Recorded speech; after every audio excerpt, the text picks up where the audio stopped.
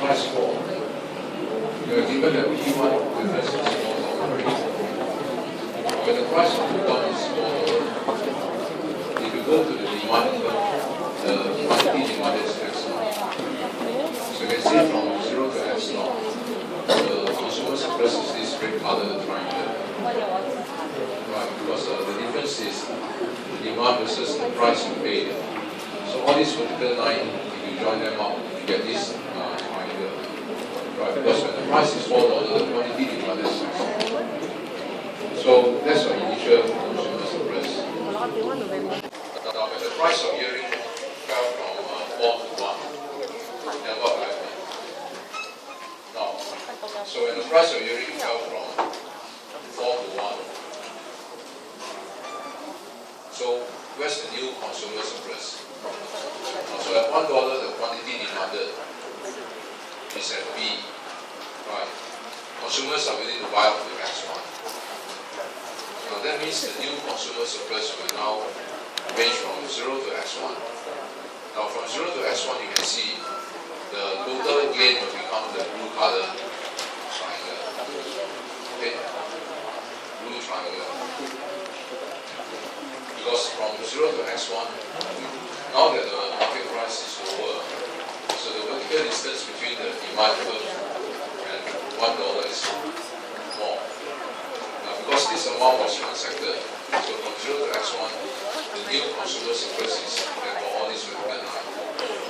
So the blue color triangle. Now that means using the consumer surplus approach, the fall in the price from 4 to 1 will make Joanna richer. Right, better off. Now better off by how much? By this area, this shaded area. Because the consumer surplus increased from red color to blue color. So therefore surplus increased by area 4AB1. 4AB1. So that's the increase in consumer surplus. And this Joanna is richer by how much? Now to find out she is richer by how much, we have to find this area. Area 4AB1. This area. Now so how do we find this area? So all we have to do is to use integration and we can find this area. Understand? Now that means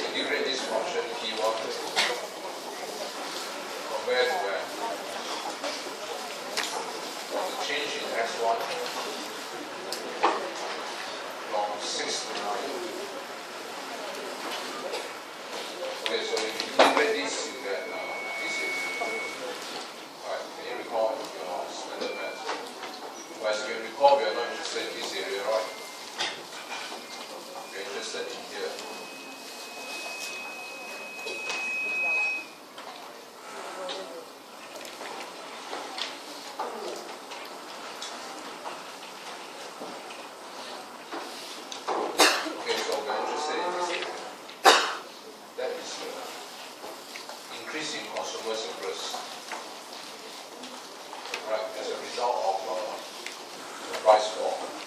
P1 fell from 4 to 1.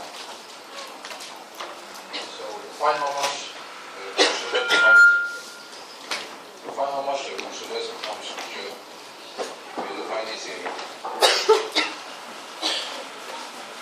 Now, so how do you integrate this area?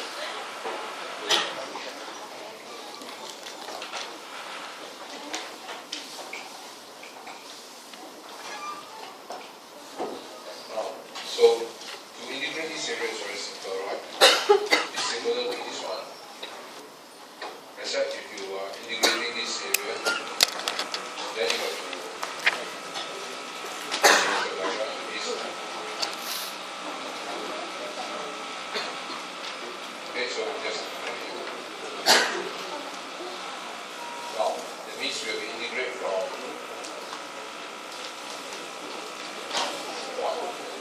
this function. Now what's this function equal to? The vertical variable is called what? x1. So we integrate the vertical here, x1. From where to where? From the change in P1. From the change in P1 ranging from 1 to 4.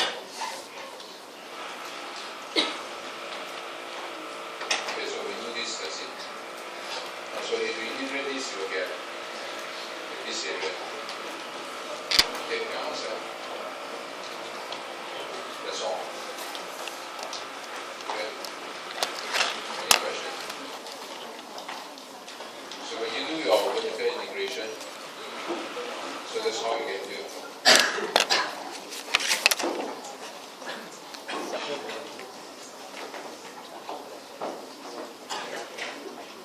So we integrate x1 with respect to the change in price ranging from 1 to 4.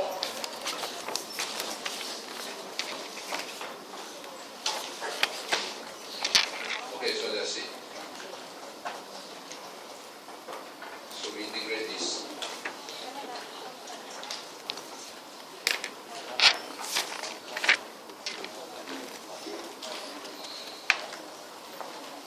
Okay, so that will give us the increase in consumer surplus in terms of monetary value. So how much will you be richer?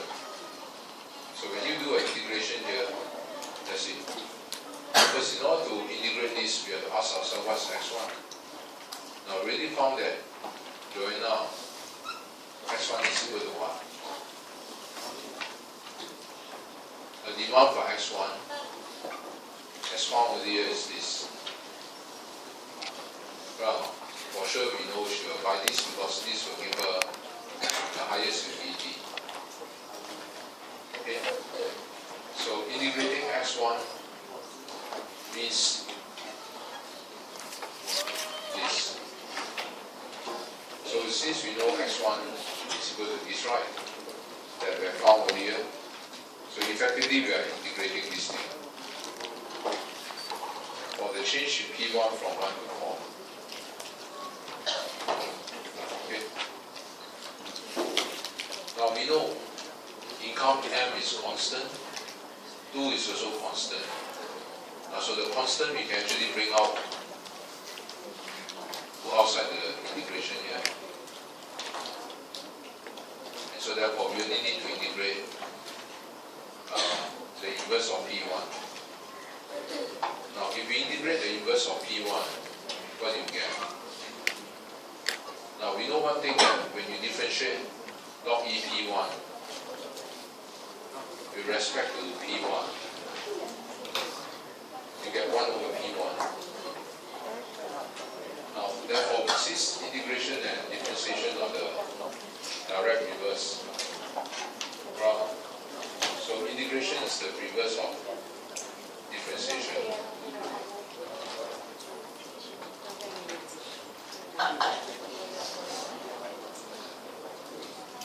So if you differentiate log E P1, you get 1 over this. And so if you integrate this, you get back this. Okay?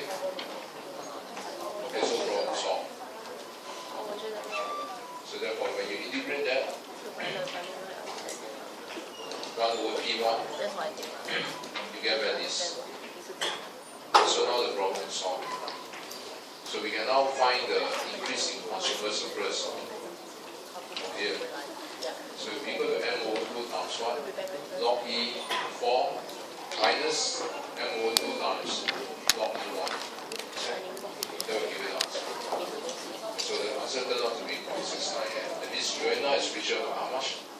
The income rise by 70% of the original income. Right, the income rise by close to 70%. Okay, any question?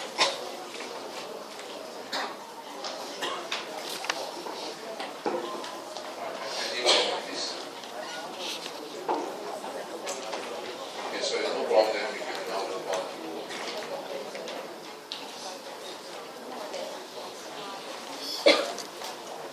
So we are done with CV and EV. Now, have I done for you question number 1? I think it's done, right? Can you draw it? Not done. Okay, derive the Marshalling demand function corresponding to the following utility. Yeah. So how to derive this?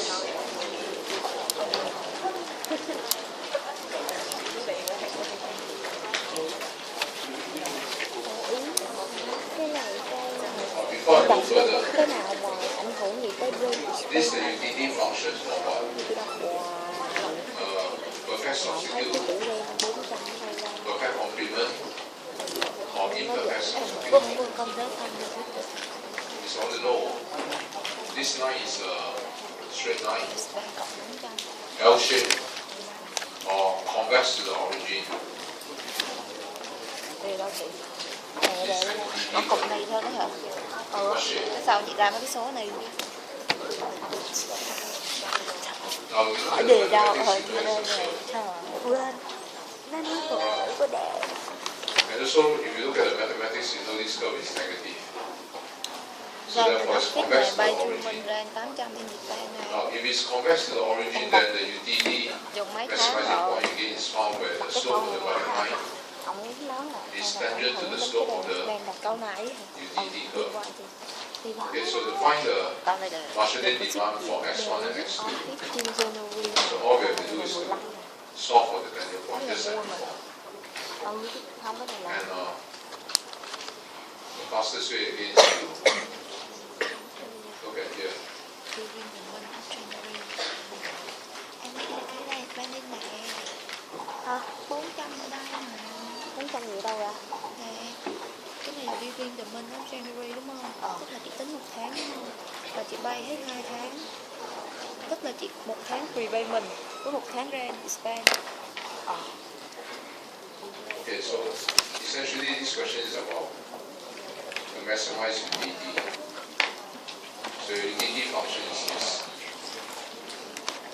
Subject to the budget constraint. So that's the equation of the budget line. P1 total spending on X1 plus total spending on U2 equal income.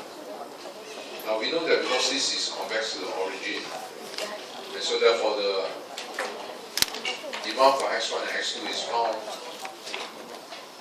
at the point of tangency. Okay, so this will help you to maximize utility. So that's the tangent point. Now to find the X1 and X2, we have to count from here, the point of tangency. So first, what's MU1? Now MU1 is the utility from loop 1. So therefore it's du over dx1. So you differentiate u with respect to x1, you get this. Now how to find mu2 is the utility from x2. So in du over dx2, you get this. Now once you found mu1 and mu2, you can now put inside here. So if you put inside here, that's how you get this. Okay? These are mu1, these are mu2. So therefore, the tangent point is this. So this is the point of tangency. Right, which also means if this is the tangent point, what's this x1? So this is the quantity at the tangent point. Right now, so this is the optimal x1. So if you solve for x1 from here, x1 is equal to this. Finish. So here I just simplified a little bit, soften the equation a bit, soften, there you finish. So this is the demand for x1. Now just like before, after you found the demand for x1, how do you find x2? The demand for x2. Now, to find the demand for x2, all we have to do is, as usual, put x1 into the budget line. So put x1 inside here. And so we can now find x2, the demand for x2, right? So put your x1 into the budget line. So therefore that means put your x1 inside here. And so you can now get x2. So you put your x1 inside here, then you get this. Okay. And so from here, very simple already. You can now solve for x2. Now how to solve for x2? So x2 is here, x2 is here. So to solve for x2 already solved for you, right? So just rearrange the equation. Left, right, left, right, left, right, we have this. So there's no math involved. Just rearrange the equation. Now after you found x2, this is the demand for x2 and that's the answer. But we have to do a little bit of refinement because at this point the demand for x1 is this, right? So we have to solve a little bit more because the demand for x1 depends on this value. Now at this stage we don't have. Now we solve and we have. Correct? So therefore we put this value here and we can find the complete demand for x1 now. Understand? Because here the demand for x1 depends on this value which at this point we still don't have. Having found x2 we put inside here, we now get the actual value of x1 here. Okay, finish it. So of course if you soften the equation more, then you simplify x1 further, you get this answer. Okay, any question? Okay, so it's something that you have done all the while. Right, just solving the tangent point. So this we have done many, many times. Okay, it's not new to you. But I'm not so sure if you can do the math yourself. Because I think the fastest way is to look at the answer, but the fastest way to fear is also to look at the answer. Because then you will never use your head. So in the exam, what will happen is, in every, I think, very often you get stuck in the mathematics. So that's a danger. Now, you can get stuck for a very long time. And I know that because the examiner says, many of you cannot solve the mathematics. You just write 1 or 2 lines and from there, after that you solve. Now, some of you struggle to solve, but find that you solve the thing until to this level, sometimes take you 1 hour. And so you got no time to finish your ME. So if you cannot solve, then you stop. Move on to the next question. You have to do 8 problems in ME. You don't have the time to solve. Unless you practice, you will not be able to solve because it's not mathematics, it's from all this branch of things, try to isolate one number. Right? So it's not just simple mathematics. It appears very simple, but I'm sure if you go back and do a problem yourself, you'll find that just to isolate and get one number itself can be very time consuming. And most of the time also you cannot get the answer. If you try yourself, you will know what I'm talking about. I know that because when I give assignment on test, everybody just solve 1 or 2 lines and then they stop there. Okay? Okay, so that's the answer to question number 1. We have found the optimal demand for x1 and x2. Okay, so this question is actually very simple. It's just what we have discussed before, except the equation slightly longer. Okay. Okay, so I'm done with CV and EV.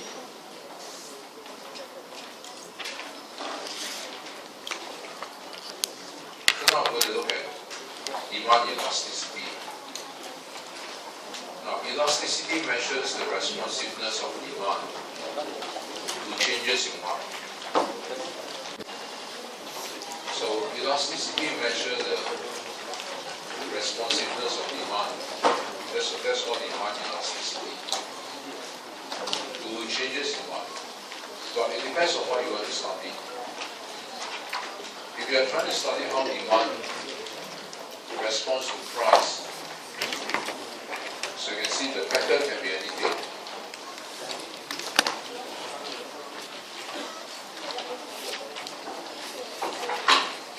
So if you are trying to study how demand responds to price, to this factor called prices. So that's called price elasticity of demand. Okay? So here is P, here is P. So how quantity demanded responds to this factor called price. Simple. Of course, if you are trying to study how demand responds to the factor called income. So that's called income elasticity. So here is income, then obviously here will be income. So we're trying to study how demand, quantity demanded to responds to income. Simple. So it's very straightforward. So if it's income, it's income. If you're trying to study how demand responds to advertising expenditure, A. Advertising expenditure, then here will be advertising expenditure. Okay? So simple. So the demand elasticity is simply the study of how demand responds to the factor. And the factor can be anything. This factor could be table. If here's table, then here's table. Okay? So very straightforward. Now of course the rest is very simple. Here's P, then here's P. If here's Q, then here's Q. Simple. If here's I, then here's I. And here's Q, then here's Q. Okay? That's all.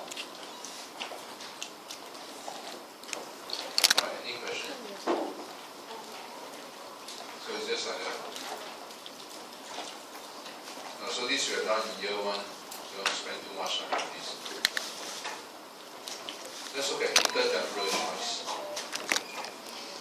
Intertemporal choice. So making choices over time. Alright. So intertemporal choice is the study of consumption decision over a period of time. Okay, so we are trying to study your consumption pattern over a period of time. Now let's say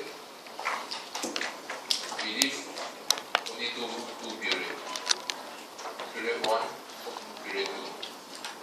Okay, so let's say we leave only during these 2 periods. Now period 1 could be your age from 1 to 40. Period 2 could be your age from 41 to 90. So how will you consume? Now C1 is defined as your consumption in period 1, C2 in period 2. Alright, so the period stands for anything. It could be 1 month, it could be 1 year, it could be 10 years, it doesn't matter. Alright, so it's just a period of time. So consumption, right, period 1 could be year 1, period 2 can be year 2 as well, right? So just make this simple, year 1, year 2. Now C1, C2 is your consumption in year 1 and year 2. M1, M2 is your income in year 1 and year 2 respectively.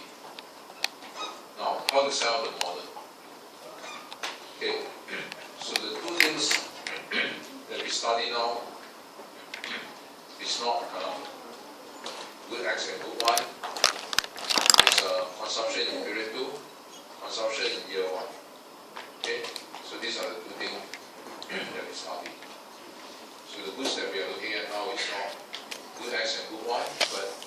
consumption in year 2, consumption in year 1. And so to construct the pattern line again, you need 2 points. Now first this point. Now at least on the vertical axis, why the point is this? So on the vertical axis, so you notice the point is this. Why?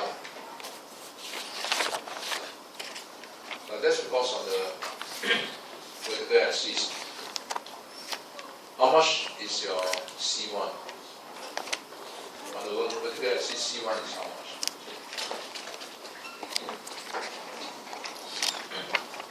Now on the vertical axis, C1 is 0. Now if you don't intend to consume at all in year 1, how much money do you have to consume in year 2? How much? You don't consume at all in year 1. Now we are told that your endowment, you are endowed with what? Year 1 you earn M1, year 2 you earn M2, right? And so if a person don't consume at all in year 1, then how much money is available for consumption in year 2? So therefore the amount of money available for consumption in year 2, how much you can spend in year 2 will be based on what? First, your income in year 2. Okay? Is that all? How much money do you have to spend in year 2? Obviously your income in year 2 plus what else? Plus whatever you save in year 1, right? Now on the vertical axis, your C1 is how much? On the vertical axis, your C1 equals 0. Agree? That means you didn't spend at all. So if on year 1 you didn't spend at all, your income remains available for consumption in year 2. Right? Because on the vertical axis, C1 equals 0. Now if C1 equals 0, that means if you don't spend at all in year 1, therefore all this income in year 1 becomes available for spending in year 2. But one thing, you mustn't forget, by the time your income reaches year 2, this M1 will grow to how much? Will it still be M1? Once you reach year 2, M1 will grow to how much? Plus the interest earned on what? Agree? Therefore, the amount of money available for consumption in year 2 is equal to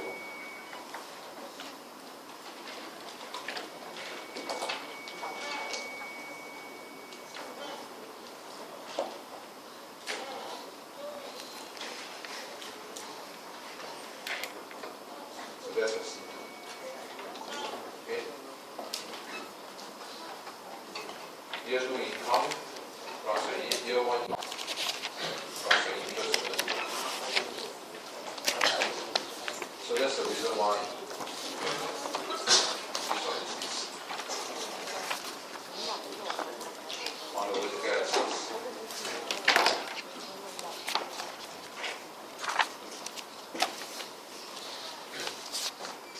Now on the horizontal axis, why the number is here? This way. Same reasoning. On the horizontal axis, what's your C2 equal to? On the horizontal axis, your C2 is how much? 0. Now, if you don't intend to spend at all in year 2, right? What's the maximum amount of money that you can spend in year 1? So, same thing. If you don't intend to spend at all in year 2, the amount of money that you can spend in year 1, obviously will be year 1 income plus what else? Well, if you don't intend to spend at all in year 2, you can always go to the bank and tell the bank, look, year 2,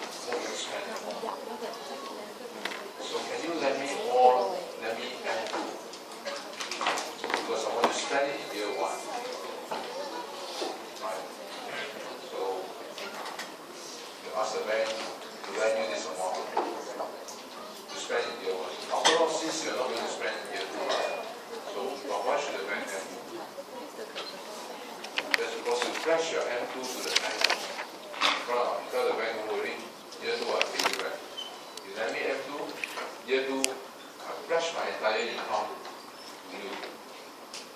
So therefore, you should have no risk. Okay, so the bank said, fine, lend you M2. Since you flash your entire income to me. But will the bank lend you the full amount of M2? No. How much will they lend you? They will have to discount by what? The interest rate, one period. So they can do that in this amount. Okay? Because although you earn M2 in year 2, but in year 2 they require you to pay what? Interest on your M2 as well. Simple.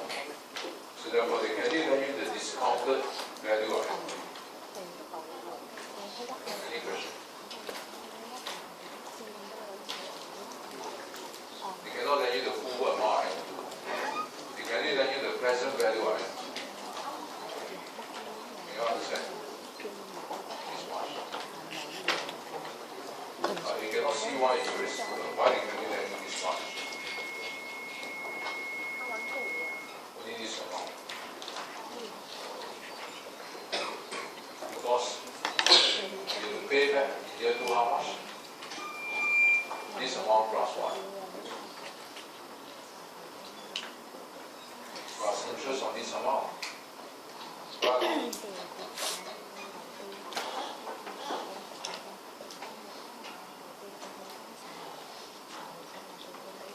That's why they cannot lend you the full amount.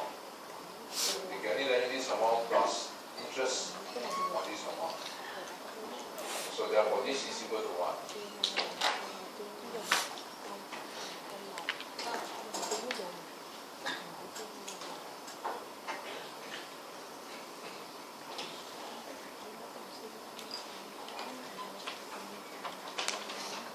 So this is exactly just equal to that. Simple. So that's why they can use the discounted present value. You understand?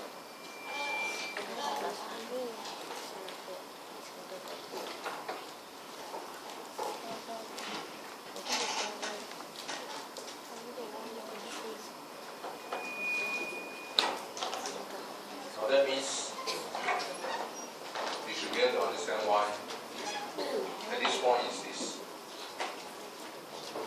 Okay? Okay. Now first, a person starts from here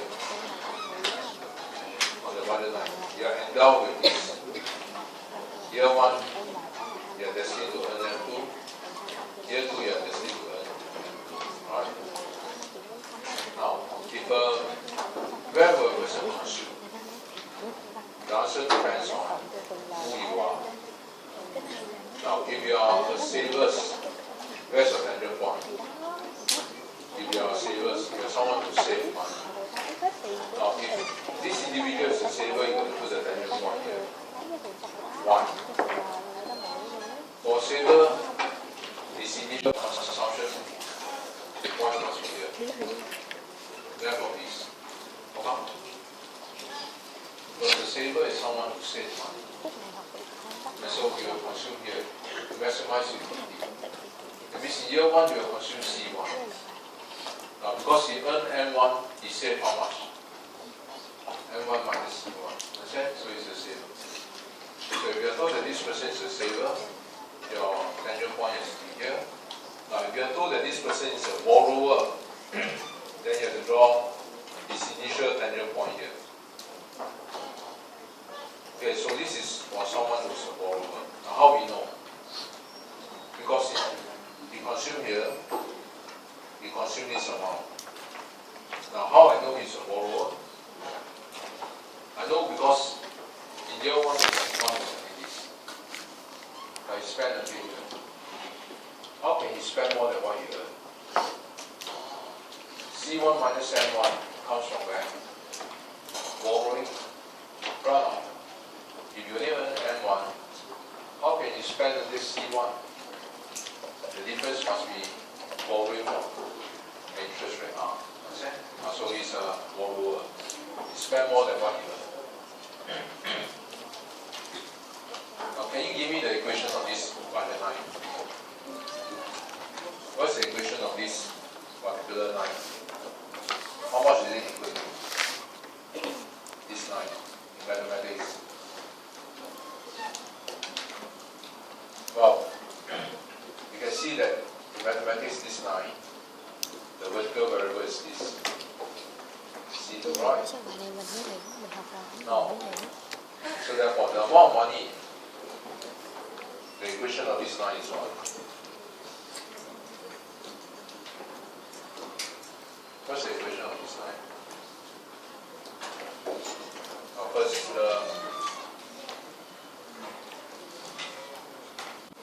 C2.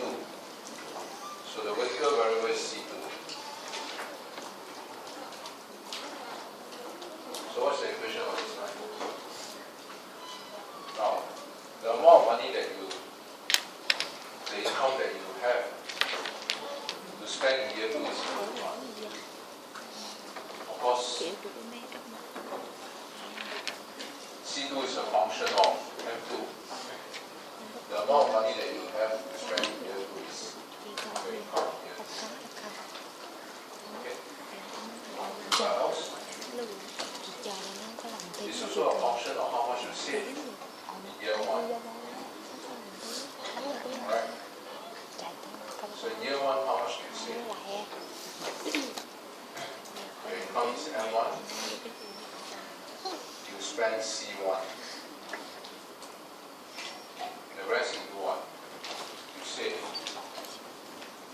Right. So this becomes your savings in year 1, which is available for you to spend. Okay, any question? But don't forget, the savings in year 1, by the time you reach year 2, will rise by this. The interest. Right. And therefore the C2 will be equal to siêu lâm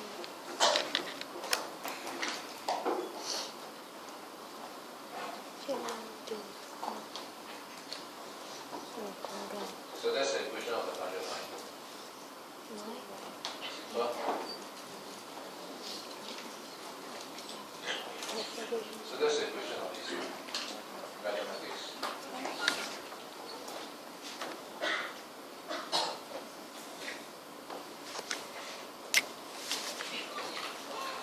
cái này